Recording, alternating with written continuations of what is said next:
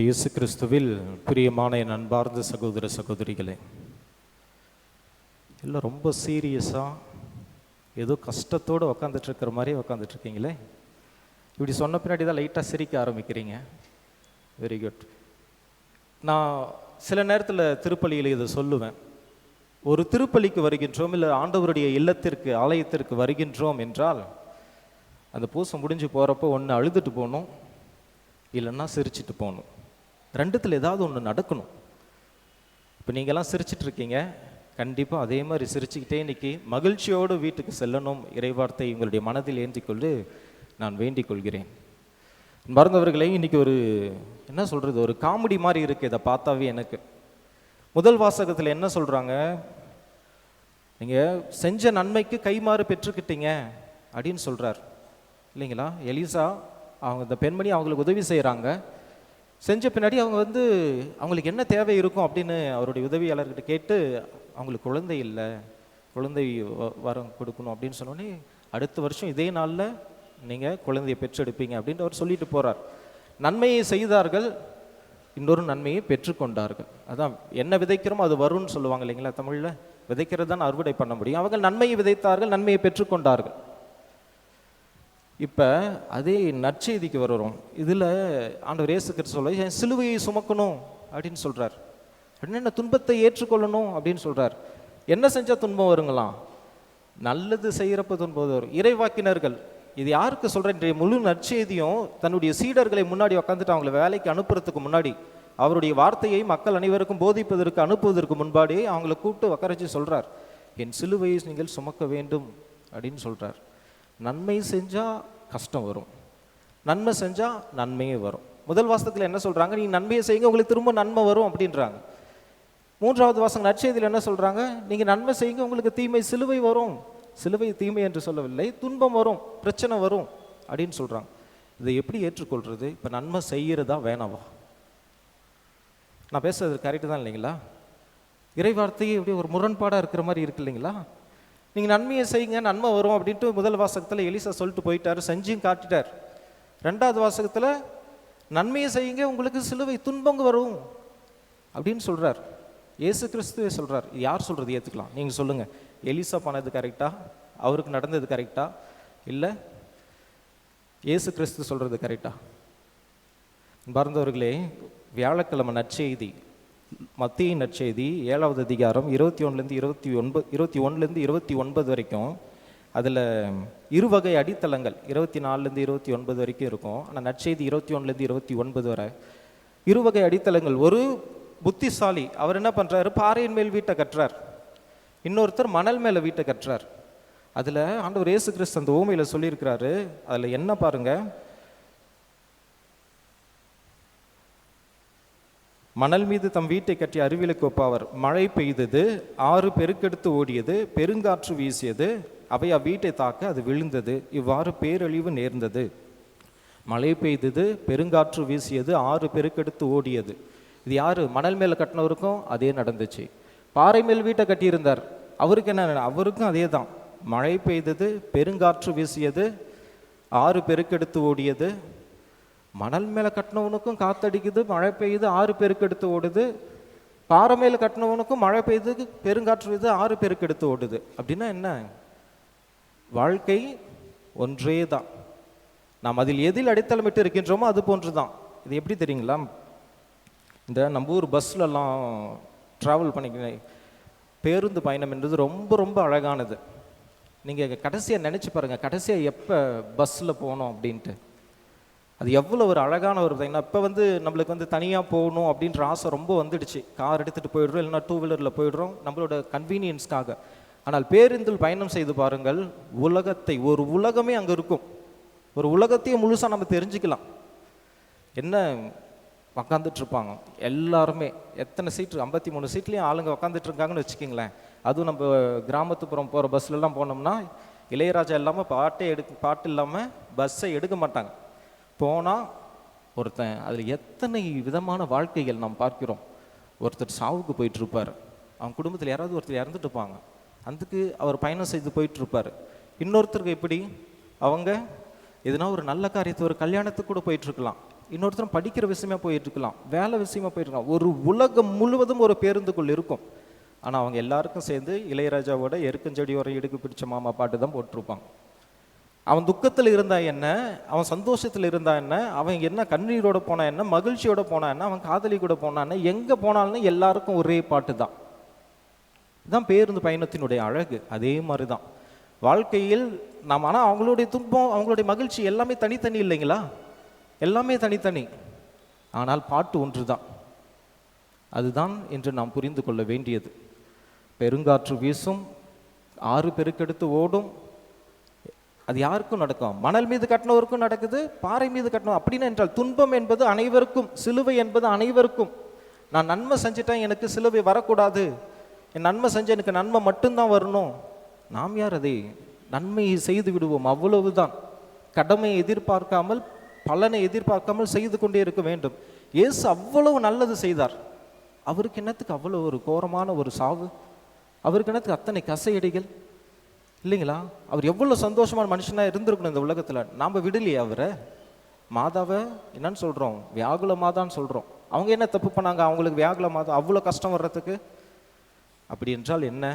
துன்பம் என்பது, சிலுவை என்பது நன்மை செய்கின்ற பொழுது நமக்கு மீண்டும் கிடைக்கின்ற நன்மையை விட, நன்மை செய்கின்ற பொழுது நமக்கு கிடைக்கின்ற பிரச்சனைகள், நமக்கு கிடைக்கின்ற துன்பங்கள் தான் அதிகம்.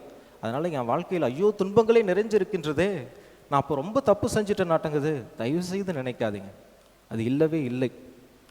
நம்முடைய பாவங்களுடைய, நம்முடைய பிரச்சனைகளுடைய கடவுளுடைய அன்பும் கடவுளுடைய இரக்கமும் உதவியும் மிகப்பெரியது. நாம் நம்மையே தாழ்த்தி கொள்கின்றோம் பல வேளைகளில். சே, நான் பாவம் செஞ்சுட்டேன், நான் தப்பு செஞ்சுட்டேன், அதனால தான் எனக்கு இது நடந்திருக்கு. இல்லை, நம்மையே நாம் எந்த ஒரு சிறிய பகுதிக்குள் வைத்தும் அடைத்து கொள்ளக்கூடாது. அப்படி இருக்கின்ற பொழுது, அப்படி என்றாவது ஒரு நாள் தோன்றுகின்ற பொழுது ஆண்டவர் இயேசு கிறிஸ்துவும் அன்னை மரியாவும் நமக்கு நினைவுக்கு வர வேண்டும். அவர் சுமந்த சிலுவையும் அன்னை மரியாவின் அந்த பாடுகளும் நமக்கு ஞாபகம் வர வேண்டும். மறந்தவர்களே, இன்று முதல் வாசகத்தில் மிகவும் அழகாக அந்த பெண் ஒரு பணக்கார பெண்ணுன்னு அவங்களே கொடுத்துட்றாங்க இல்லைங்களா? பணக்கார பெண். அதனால் அவர் பார்க்குறாங்க, இறைவாக்கினர் எப்போ பார்த்தாலும் இந்த வழியாக போயிட்டு வந்துட்டே இருக்கிறாரே அப்படின்னு சொல்லிட்டு அழகாக மேலே ஒரு ரூம் கட்டி, அதில் எவ்வளோ பர்டிகுலராக பாருங்கள். அந்த அம்மா என்ன சொல்கிறாங்க, அவங்க வீட்டுக்காரர்கிட்ட போய் மேல் தளத்தில் சிறு அறை ஒன்றை அவருக்காக கட்டி அதில் படுக்கை, மேசை, நாற்காலி, விளக்கு முதலென்ன தயார்படுத்தி வைப்போம். எவ்வளோ பார்த்துக்கணும், அவரை பார்த்துக்கணுன்ற அந்த ஒரு ஆவல், ஒரு ஆசை எப்படி இருக்குது பாருங்கள் அவருக்கு. விருந்தோம்பல், விருந்தோம்பல். இயேசு கிறிஸ்துவின் நற்செய்தியில் சொல்கிறார், ஒரு கிண்ணம் குளிர்ந்த நீராவது அப்படின்னு சொல்கிறார். ஒரே ஒரு கிண்ணம் குளிர்ந்த நீராவது. நாம் நன்மை செய்கின்ற பொழுது, நீங்கள் இதில் இறைவாக்கினர்கள் செஞ்சாங்கன்னா நீங்கள் குருக்களுக்கும் கன்னியர்களுக்கும் செய்ய வேண்டும், அது செய்ய வேண்டும். ஞான மேய்ப்பர்களுக்கு நம்மாலான உதவிகளை செய்ய வேண்டும் என்பது திருச்சபையினுடைய 7வது கட்டளை, திருச்சபை ஒழுங்குமுறைகளில் அது செய்ய வேண்டும். ஆனால் இறைவாக்கினர்களுக்கு மட்டும்தான் செய்ய வேண்டுமா? கோயில் முடிச்சுட்டு வெளில போகிறப்பாங்க எத்தனை யாசகர்கள் உட்காந்துட்ருப்பாங்க, பிச்சை கேட்பவர்கள் உட்காந்துட்ருப்பாங்க. என்னோடய ஃபாதர் ஒருத்தர், என்னோடய ஃபிலாசபி ப்ரொஃபஸர் ஒரு நாள் சொன்னார். அவர்கிட்ட ஒருத்தன் பஸ் ஸ்டாண்டில் நின்றுக்கிட்டு, நம்மக்கிட்டையும் பல பேர் கேட்டிருப்பாங்க, சார் வந்தேன், பேக்கெல்லாம் மிஸ் ஆயிடுச்சு, என்ன பண்ணுறதுன்னு தெரியல, என்ன எப்படியாவது இங்கே போகணும், ஒரு 100 ரூபாய் மட்டும் கொடுங்க போதும் அப்படின்னு சொல்லுவாங்க இல்லைங்களா? உங்ககிட்ட யாருமே கேட்டதே இல்லையா அது மாதிரி? என்கிட்ட ரொம்ப பேர் கேட்டிருக்காங்க. சில மூஞ்சிங்களை பார்த்தாவே கேட்கணும்னு தோணுன்னு நினைக்கிறேன். என்கிட்ட ரொம்ப பேர் கேட்டிருக்காங்க, கேட்டால் உடனே தந்துருவானாட்டங்குது அப்படின்ட்டு. இது எப்படின்னா, அவர் ஃபாதர்கிட்ட சொன்னார் எனக்கு, ஃபாதர் சொல்லுங்கள் ஃபாதர் அப்படின்னு. இல்லை கேட்டான் தம்பி, வாங்கிக்கிட்டு நேராக அவன் வேற ஒரு கடைக்கு போயிட்டான் அப்படின்னாரு. அவரோட ஆன்மீக தந்தைகிட்ட இதை போய் சொல்லியிருக்கிறார். இப்படி பண்ணுறாங்களே, நம்ம யாரை அறிஞ்சு நம்ம உதவி செய்கிறது அப்படின்னு கேட்டதுக்கு அவரோட ஆன்மீக தந்தை சொல்லியிருக்கிறாரு, கொடுக்கறது மட்டும்தான் உன் வேலை. உனக்கு கொடுக்கணும்னு தோணுச்சுன்னா கொடு, அவன் என்ன பண்ணா உனக்கு என்ன? உனக்கு கொடுக்கணும்னு தோணுச்சுன்னா நீ கூட, அவன் என்ன பண்ணா உனக்கு என்ன? அவன் என்னவோ எந்த கடைக்கே போகிறான், இல்லை பஸ் ஏறியே போகிறான், என்ன வேணால் பண்ணலாம் அப்படின்னார். பறந்தவர்களே, என்னுடைய பங்கு தந்தை இன்னொரு முறை அவர்கிட்ட இது மாதிரி கேட்டாங்க. என்ன, அவர் பஸ் ஏற்றி விடுறதுக்காக வந்திருந்தார் குருமடத்துக்குள்ள. வேற ஒரு பங்கு தந்தை அவர் ஒருத்தர் இதே மாதிரி கேட்டார். அவர் இது மாதிரி ஆயிடுச்சு சார், இது மாதிரி என்ன போகணும் அப்படின்னு. நேராக கூப்பிட்டு போய் பஸ்ஸில் உட்கார வச்சு டிக்கெட் எடுத்து கொடுத்துட்டார். அவன் எங்கே போகணுன்னே தெரியாமல் அப்புறம் பாதி வழியில் இறங்கி ஓடினானா, எப்படி போனானோ தெரியல. உதவி செய்ய வேண்டியது மட்டும்தான் நம்முடைய வேலை. அது அவன் என்ன பண்ணாலும் அது அவனோட வேலை. உதவி இதான் நான் சொல்கிறேன் இல்லைங்களா, அன்னை தெரேசா சொல்லுவாங்க, கிவ் until it hurts. நீ கொடுப்பது உன்னை பாதிக்கின்ற வரை கொடு. அது யாருக்காக இருந்தாலும் சரி, எதற்காக இருந்தாலும் சரி, கொடுக்கின்ற மனது. அதனால ஆண்டவர் ஒரு குளிர்ந்த தண்ணீர், ஒரு கோப்பையில் ஒரு குளிர்ந்த தண்ணீர் கொடுத்தா போதும் அப்படின்றாங்க. நம்ம தமிழ் கலாச்சாரத்தில் இருக்கலைங்க, வீட்டுக்கு வந்த உடனே முதல்ல தண்ணி கொடுப்போம் இல்லைங்களா. அது ஒரு அன்பின் வெளிப்பாடு. அவர் நம்முடைய குடும்பத்தில் ஒருத்தர் என்கின்ற ஒரு வெளிப்பாடு. அப்படி கொடுக்கறதுக்கு, இந்த குளிர்ந்த தண்ணீர் கொடுக்கறதுக்கு கூட இந்த சின்ன கோப்பையில் அந்த தண்ணீர் கொடுக்கறதுக்கு பெரிய மனது வேண்டும். சின்ன கோப்பை தான், தண்ணி ஃப்ரீயாக கிடைக்கிது. இப்போல்லாம் காசு ஆகிடுச்சு. சின்ன 1/2 லிட்டர் கேனு 10 ரூபா, ஆனால் 25 லிட்டர் கேனு 25 ரூபாய், 30 ரூபா, அவ்வளோதான் வரும் இல்லைங்களா. தண்ணி காசு கொடுத்து வாங்க ஆரம்பிச்சிட்டோம். ஆனால் அது கடவுள் கொடுத்த கொடை. அந்த சின்ன கப்பில் அந்த தண்ணி கொடுக்கறதுக்கும் நம்மளுக்கு பெரிய மனது வேண்டும். நினச்சி பாருங்கள், எப்பயாவது ஒரு முறை நம்மளோட பெரிய எதிரி ஒருத்தர் இருக்கார், அவர் நம்மளுக்கு வீட்டுக்கு வர்றார், நம்மளுடைய பேரை முழுசாக டேமேஜ் பண்ணிட்டார், என்னவோ தப்பு பண்ணியிருக்கு, எவ்வளவோ தப்பு பண்ணியிருக்கிறார், நம்மளுக்கு முகத்திலே திரும்ப முழிக்கக்கூடாது அப்படின்றவர் நம்ம முன்னாடி வந்து உக்காந்தார்னா, நம்ம வீட்டுக்கு வந்தார்னா, நம்ம ஒரு கிளாஸில் தண்ணி கொடுப்போமா? கொடுக்கணும் இல்லைங்க. அதுக்கு பெரிய இதயம் வேண்டும். அந்த சின்ன டம்ளர் தான், காசு இல்லாமல் அப்படி எப்படி என்ன தண்ணி எடுத்து கொடுக்கலாம். கடவுள் கொடுத்த கொடை. உலகம் முழுசும் அதிகப்படியான உலகம் வந்து நிலப்பரப்பு வந்து நீரினால் தான் சூழ்ந்திருக்கிறது. அவ்வளோ பெரிய இந்த உலகத்தில் ஒரு சின்ன கப்பில் அந்த கொடுக்கறதுக்கு நம்மளுக்கு எவ்வளோ பெரிய இதயம் வேண்டும். 5 ரூபா கொடுக்கறது சின்ன பெரிய காசே கிடையாது, 5 ரூபா கொடுத்துடலாம். ஆனால் அது கொடுக்கறதுக்கு மிகப்பெரிய மனது வேண்டும். அந்த மனதை தான் நாம் பெற்றுக்கொள்ள அழைக்கப்படுகின்றோம். துன்பங்கள் வரும், சிலுவைகள் வரும். நாம் கடவுளிடம், ஆண்டவரே நான் முழுதும் நன்மைகளே செய்கிறேன், எனக்கு துன்பங்கள் வருகின்றது, நான் இன்னும் ஒரு கப்பு என்ன பெருசாகவே தண்ணி தரேன், சாப்பாடே போடுறேன், அப்போ எனக்கு துன்பங்கள் வருகின்றது, ஏற்றுக்கொள்வோம். நாம் பெற்றுக்கொள்கின்ற கைமாறு நிலை வாழ்வு மட்டும்தான். நாம் இறக்கின்ற வரை நம்முடைய வாழ்க்கையில் துன்பங்கள் இருந்து கொண்டே இருக்கும். இன்னைக்கு ஒரு நாள் என் வாழ்க்கை மாறும், அன்னைக்கு ஒரு நாள் என் வாழ்க்கை மாறிடும் அப்படின்ட்டு நாம் நினைச்சிட்டு இருப்போம். ஆனால் இந்த பிரச்சனை போனால் அடுத்த பிரச்சனை வந்துட்டே தான் இருக்கும். ஒவ்வொன்றையும் நாம் ஏற்றுக்கொண்டு சகித்து கொண்டு செல்ல வேண்டும். திடீர்னு காலையில் அழுவும், சாயந்தரம் சிரிப்போம், சாயந்தரம் அழுவும், அடுத்த நாள் காலையில் அழுவு சிரிப்போம். வாழ்க்கை என்பது ஒவ்வொரு நாளும் நம்முடைய மனநிலைக்கு ஏற்ற போல, நம்முடைய சுற்றத்திற்கு ஏற்றது போல அது மாறிக்கொண்டே இருக்கின்றது. அதற்காக நாம் நன்மையை செய்வதை விட்டுவிடக்கூடாது, விருந்தோம்பல் பண்பை கைவிட்டு விடக்கூடாது.